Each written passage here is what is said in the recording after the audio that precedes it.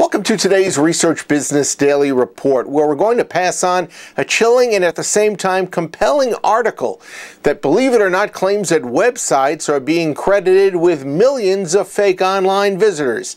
Gee, who could have guessed that that's happening? And then big data's corporate evolution is gaining steam, and we'll explain to you the evidence behind that. RBDR is sponsored today and this week by Nuance, offering multi-language verbatim coding services to help Nuance's clients quantify the meaning of open-ended answers. Nuance is a decision analyst company. I'm usually not that cynical, but if you show me a YouTube video page and it's got 50,000 views that have been collected in a matter of days or even a couple of weeks, my better instincts tend to kick in. Simply stated, those kind of online audiences, for the most part, just are not reasonable in most situations. We at RBDR know about that firsthand. We check out every day how many people are viewing that day's video. And we know how immensely difficult it can be to attract hundreds or thousands to any particular URL. Forget about tens of thousands or more. There is a superb detailed Bloomberg.com feature entitled "How Much of Your Audience is Fake?" co-authored by 4 different people at Bloomberg.com, and it shows third-party audience building services can outrageously inflate an online audience. Increasingly, say the authors, digital ad viewers aren't human. Fake traffic, they say, has become a commodity. There's malware for generating it and brokers who sell it.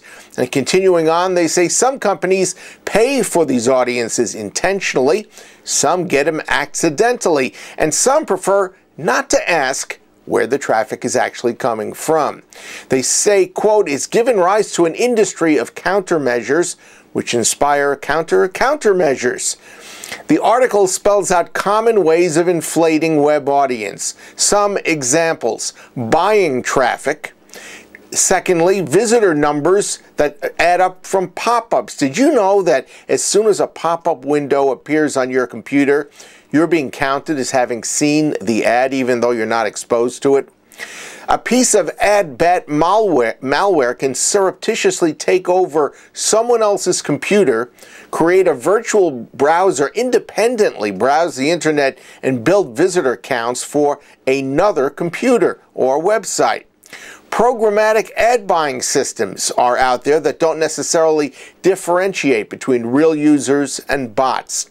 So what I found most interesting at the end of the story is the fact that 2 traffic fraud detection firms had been brought on to assess recent traffic to a website known as My Top Face.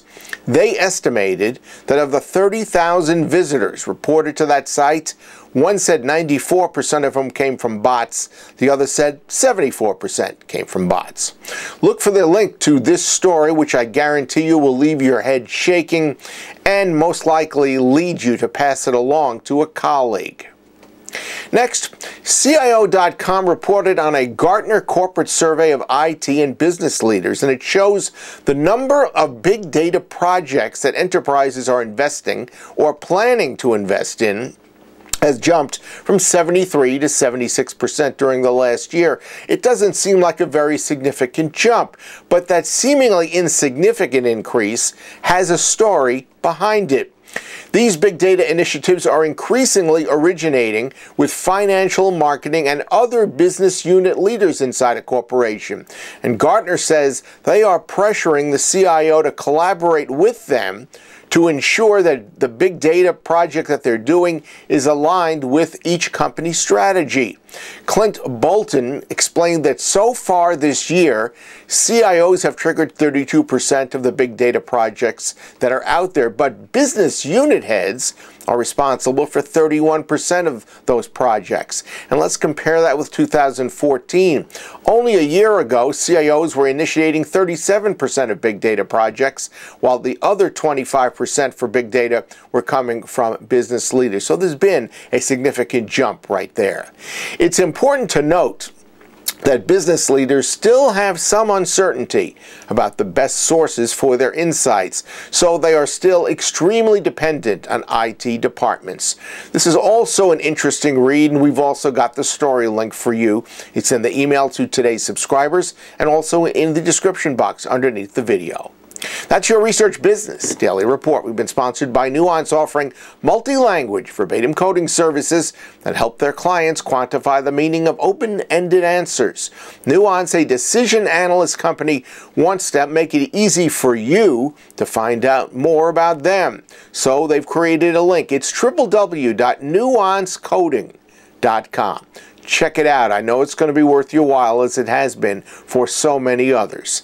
Have a great research day, and we'll see you back here tomorrow.